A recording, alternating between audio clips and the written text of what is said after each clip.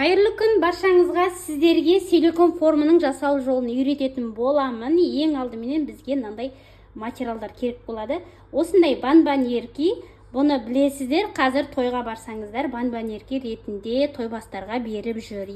Осындай гипстен жасалған бұйымды аласыз. Любой не керек, любой ойыншықты, қандай бұйым бар, содан силикон форма жасап алуға болады. Өзіңізге қандай форма керек болып тұр, сол бұйымды аласыз да, содан силикон форма жасап алатын боласыздар.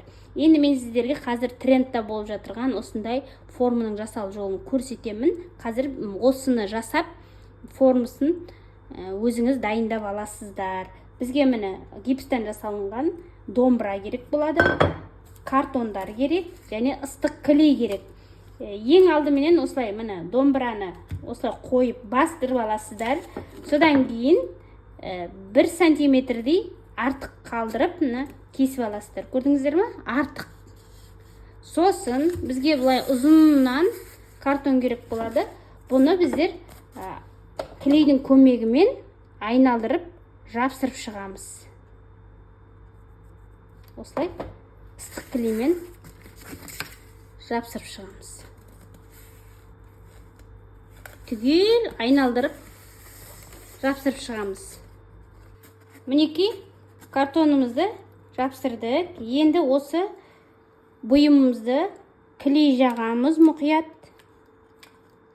Қозғалмайтындай етіп, мына картонның түбіне жапсырамыз.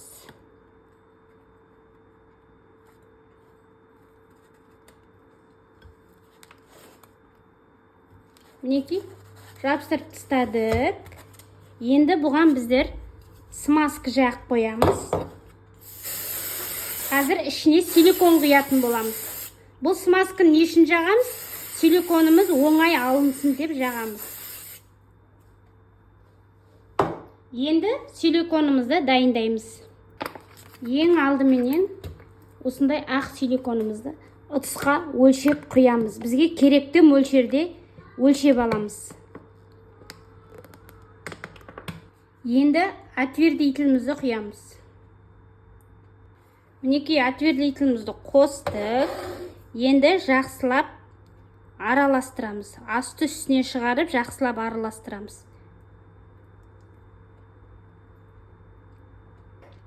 Мінекей силикон мен отвердительді араластырып, осындай нежный розовый түс пайда болды. Мұқият асты үстіне шығарып, араластырып алдық. Енді біздер құямыз. Мұны бұйымның үстіне құятын боламыз. Асықпай құямыз. Бұның бір ерекшелігі, асықпай созып құясыздар. Сонда пузырек көп қалмайды.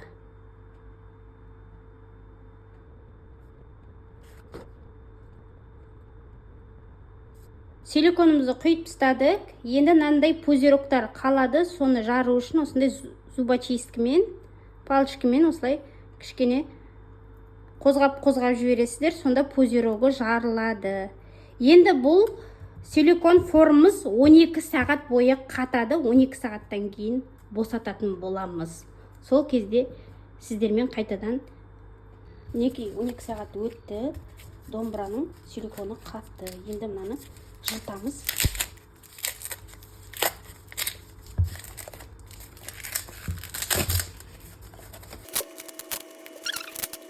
Енді мынаны ризақпен немесе пышақпен кесеміз.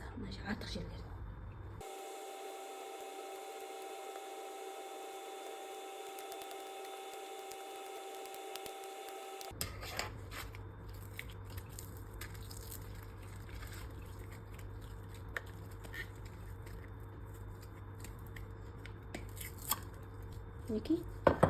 Әдемі силикон форма дайын болды. Қараңыздар, узорлары әдемі шықты, күшті болып шықты. Енді осыған гипс құйып көретін болам. Артық жерлерін әдемі етіп, қайшымен қиып тастаңыздар.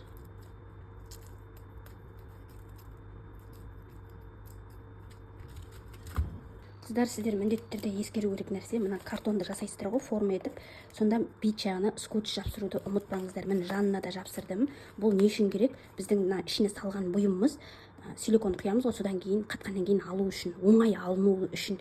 Ертең мынаған скотч бетіне жапсырмайтын болсаңыз, алу қиын болады, сосын силиконыңыз жыртылып кетуі мүмкін, дұрыс оюлары шықпауы мүмкін. Сондықтан міндетті түрде қағаздың бетіне скотч жапсырып дайындап алыңыз. Мен оның барлығын бірінші сабақта көрсеттім.